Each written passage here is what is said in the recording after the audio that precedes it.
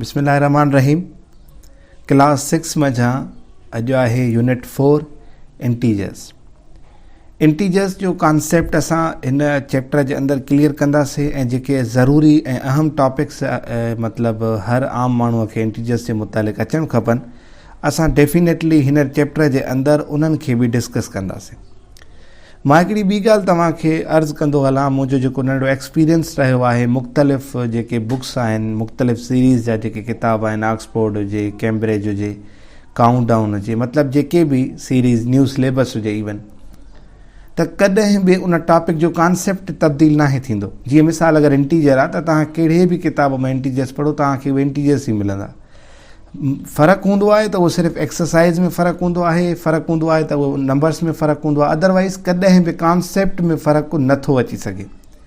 इन करे हिन लेक्चर्स जे अंदरि बल्कि किथे बि तव्हां मैथ पढ़ो था, कोशिशि कंदा कयो त मैथमेटिक्स जे अंदरि पंहिंजो कॉन्सेप्ट क्लियर कयो, न कि एक्सरसाइज़ जे अगरि हिकु वधि हिसाबु तव्हां खां मिस थो थिए कंहिं एक्सरसाइज़ जो, त हिन जो मतिलबु कॾहिं बि इहो न आहे त इहो हिसाबु हमेशह ईंदो ऐं हर किताब में इहो हूंदो, न, एग्ज़ाम्पल्स चेंज थींदा रहंदा। सो मैथमेटिक्स इलाही आसान आहे, सिर्फ़ु ऐं सिर्फ़ु असांखे हुनजे कॉन्सेप्ट्स ते वधीक फोकस करणु खपे, रेदर देन त अगरि का एक्सरसाइज़ मिस थी थिए, कोई हिसाबु मिस थो थिए, डज़न्ट मैटर। इनशाला ऐं कॉन्सेप्ट क्लियर आहे त इहे शयूं तव्हां असांजे लाइ आसान थी वेंदियूं। सो अॼु जो टॉपिक आहे इंटीजर्स। हाणे इंटीजर्स जो जेको मतिलबु कॉन्सेप्ट आहे उहो इहो आहे त जेके नेचुरल नंबर हूंदा आहिनि, असीं उन गुज़िरियल क्लासनि में उहो डिस्कस करे आयासीं त जेके नेचुरल नंबर्स हूंदा आहिनि उहे प्लस जा बि थींदा आहिनि ऐं नेचुरल नंबर जेके हूंदा आहिनि उहे नेगेटिव बि थींदा आहिनि, ऐं इंटीजर्स जे अंदरि उहे ॿई इस्तेमालु थींदा आहिनि, प्लस बि ऐं माइनस बि। हाणे इंटीजर्स खे डायरेक्टेड नंबर्स बि चइबो आहे, तरफ़ी अदद बि चइबो आहे। हाणे इहे कमु किथे ईंदा आहिनि, माना हिन जो अगरि कॉन्सेप्ट अगरि असां पकड़णु चाहियूं त इंटीजर्स खे सम्झूं त किथां असां उनखे बहितर सम्झी सघूं था।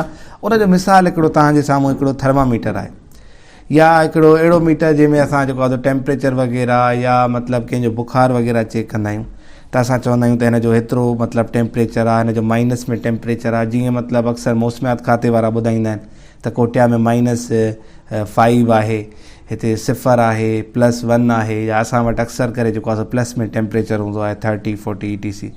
त अहिड़े तरीक़े सां असां हुनखे इंटीजर्स खे इन्हनि में बि कमु आणींदा आहियूं। उनखां बाद में इंटीजर पॉज़िटिव बि थी सघनि था, इंटीजर्स नेगेटिव बि थी सघनि था। ॿी ॻाल्हि असांखे ज़हन में रखणु खपे त इंटीजर्स जे अंदरि अक्सर पुछियो वेंदो आहे त ज़ीरो छा आहे। ज़ीरो इंटीजर्स जे अंदरि ओरिजिन आहे, ऐं ओरिजिन कीअं आहे असां उहो बि डिस्कस कंदासीं। असांखे इहो ज़हन में रखणु खपे त ज़ीरो नाइदर पॉज़िटिव नार नेगेटिव, त ज़ीरो कंहिं बि सैम्बल जे अंदरि नथो अचे, इहो ओरिजिन आहे, यानी स्टार्टिंग पॉइंट आहे। उनखां बाद में हीअ फिगर आहे तव्हांजे अॻियां, त जीअं तव्हांखे मां ॿुधायो त इंटीजर्स तरफ़ी अदद बि हूंदा आहिनि, मतिलबु इहे डायरेक्शन्स खे बि मैंशन कंदा आहिनि। जीअं हिकिड़ो मिसाल आहे तव्हांजे अॻियां, हिकु राइट साइड आहे ऐं हिकु लेफ्ट साइड आहे। हाणे जेतिरो मतिलबु प्लस थींदो वेंदो त तव्हां ॾिसंदव त इहो जेको बॉय आहे नंढड़ो, इहो जेको आहे सो अॻिते वधंदो वेंदो, ऐं तव्हां ॾिसो था त जेका इहा मतिलबु नेगेटिव वारे पासे ॾो नंढड़ी मतिलबु डॉल रखी आहे उन्हनि, ऐं जेतिरी पोइते वेंदी इहा पोइते थींदी वेंदी, इहा माइनस थींदी वेंदी।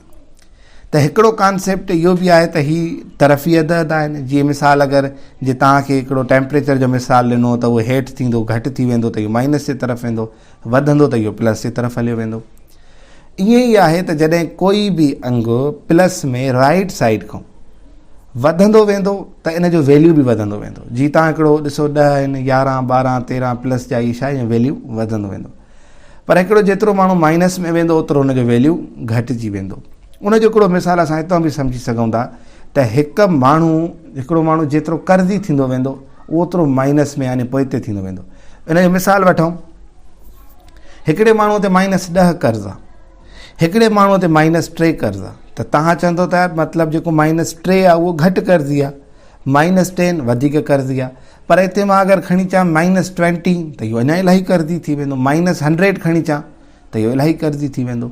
सो अहिड़े तरीक़े सां माइनस में जेतिरा अंग तव्हांजा वधंदा वेंदा ओतिरो तव्हांजो वैल्यू डाउन थींदो वेंदो, ओतिरो तव्हां जेको आहे सो हेठि थींदा वेंदो, लेफ्ट साइड ॾे खाॿे पासे पोइते थींदा वेंदो। ईअं ई आहे त हिन में ग्रेटर ऐं लेस जो कॉन्सेप्ट बि कीअं असां अटैम्प्ट करे सघूं था।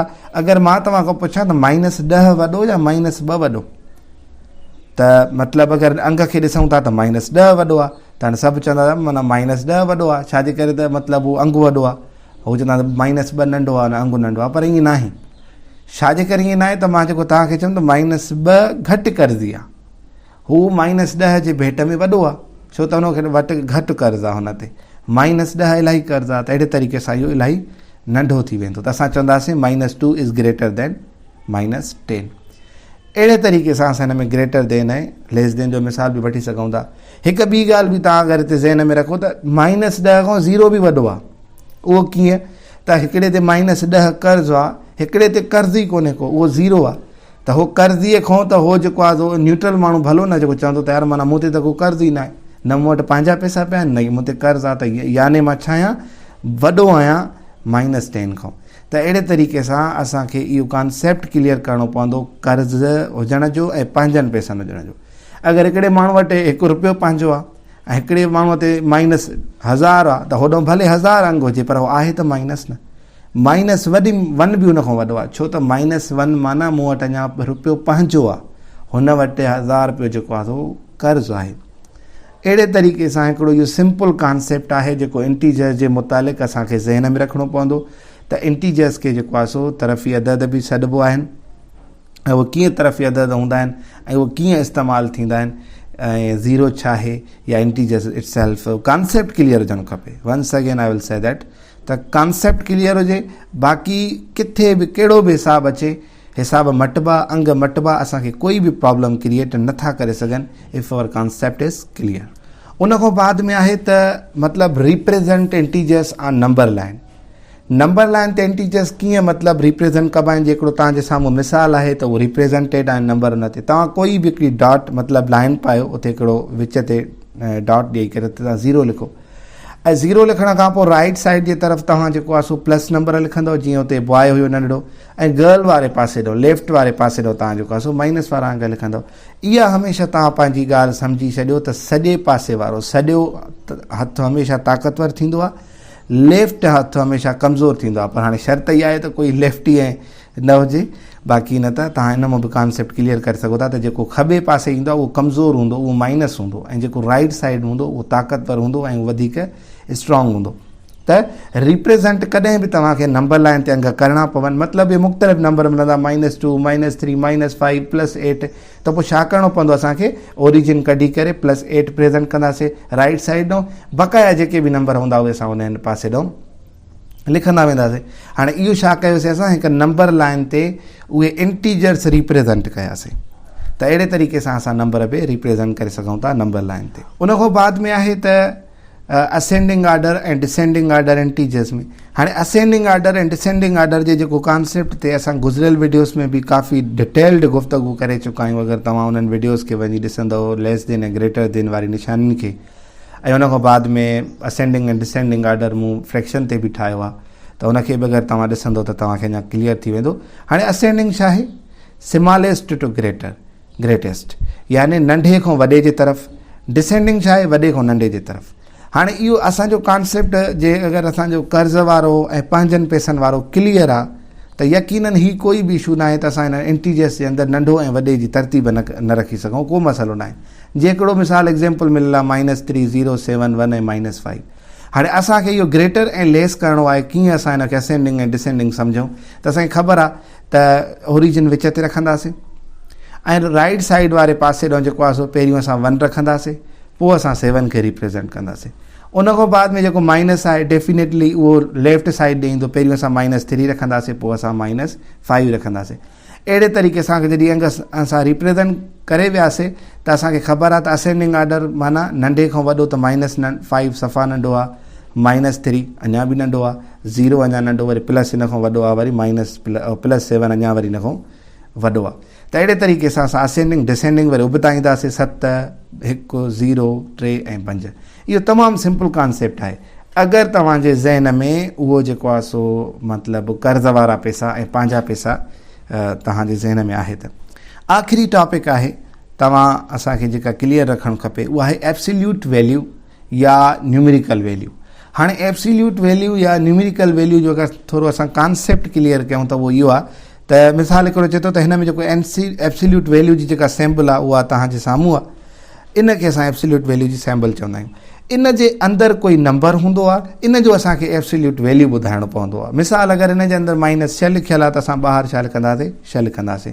इन जे अंदरि 0 आहे त ॿाहिरि 0 लिखंदासीं। पर हाणे हितां त कॉन्सेप्ट क्लियर नथो थिए, पोइ इनखे सिंपल सम्झण लाइ मां तव्हांखे इहो ॿुधायां त अगरि कोई चवे थो त मूंखे -5 किलोमीटर मतिलबु सफ़र करिणो आहे ओरिजिन खां, या मतिलबु कोई चवे थो त मूंखे +6 जेको आहे सो न सफ़र करिणो आहे, त हक़ीक़त में एब्सोल्यूट यानी सिंधीअ में चवनि त कम जी ॻाल्हि छा आहे त हुनखे 6 किलोमीटर करिणो आहे। हाणे मिसाल कोई चए थो मूंखे -15 करिणो आहे त मतिलबु हुनखे 15 किलोमीटर सफ़र करिणो आहे, त एब्सोल्यूट वैल्यू हमेशह पॉज़िटिव असां वांगुरु रखंदा आहियूं, माना प्लस वारो वांगुरु रखंदासीं।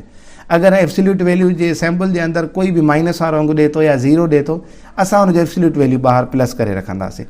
अगरि कोई असांखे जेको आहे प्लस जो अंग एब्सोल्यूट वैल्यू में ॾिए थो त तॾहिं बि असां हुन निशानीअ मां कढी करे हुनखे असां प्लस वारे अंग में लिखंदासीं। मिसाल हिते एग्ज़ाम्पल्स ॾिनल आहिनि त right the absolute value of the following numbers in ascending and descending order. बहरहाल असेंडिंग ऐं डिसेंडिंग त बाद में कंदासीं, पर पहिरीं वांगुरु ॾिसो तव्हां +4 आहे त हिन जो 4 एब्सोल्यूट वैल्यू आहे, -2 आहे त हिन जो 2 एब्सोल्यूट वैल्यू, यानी हिन जो हक़ीक़ी मतिलबु वैल्यू छा आहे, हिन जो मक़सदु छा आहे, उहो हमेशह असांखे प्लस में रखिणो आहे, हुनजे सैम्पल खां ॿाहिरि कढणो आहे। +1 जो एब्सोल्यूट वैल्यू छा आहे, 1, माना तव्हां हुन निशानीअ मां कढी हुनखे तव्हां ॿाहिरि आज़ादु करे लिखियो प्लस में, मीन्स तव्हां हुनखे हल करे छॾियो। -3 जो एब्सोल्यूट वैल्यू छा आहे, +3। त अहिड़े तरीक़े सां असां हीअ पढ़ियोसीं त एब्सोल्यूट वैल्यू छा हूंदो आहे ऐं उन जी सैम्पल छा आहे, उनजो इस्तेमालु छा आहे। आख़िर में कुझु एक्सरसाइज़िस आहिनि, तव्हांखे इहे तव्हां सॉल्व कंदव ऐं यकीनन ही कुझु असां प्रेज़ेंटेशन्स जेको हलायूं पिया, जेके थ्योरिटिकल क्लासिस हूंदा ऐं डेफिनेटली जेके प्रैक्टिकल क्लास हूंदा उहे असां बोर्ड ते ई हल कंदासीं। बोर्ड ते हल न कयासीं त पेज ते ज़रूरु हल कंदासीं, मतिलबु हिकिड़ो प्रैक्टिकल साइड बि असां जेको आहे सो हिन मैथमेटिक्स जी हल कंदासीं त जीअं असां अञा वधीक बहितर हिसाब करे सघूं। ऐं ज़रूरत जे मुताबिक़ असां वर्ड प्रॉब्लम्स ते बि ज़रूरु ईंदासीं, छो त वर्ड प्रॉब्लम असुल की पॉइंट हूंदी आहे कंहिं बि कॉन्सेप्ट खे अञा बहितर सम्झण जे लाइ। सो इंशाल्लाह असां इन ई चैप्टर जी हिकु नेक्स्ट टॉपिक जे अंदरि मिलंदासीं। यकीनन हाणे प्रैक्टिकल्स ईंदा कुझु, असां उहे इंशाल्लाह बोर्ड ते हल कंदासीं। तेसिताईं गॾु जो सिंधी थॉट्स सां। वस्सलाम वालेकुम वरहमतुल्लाह।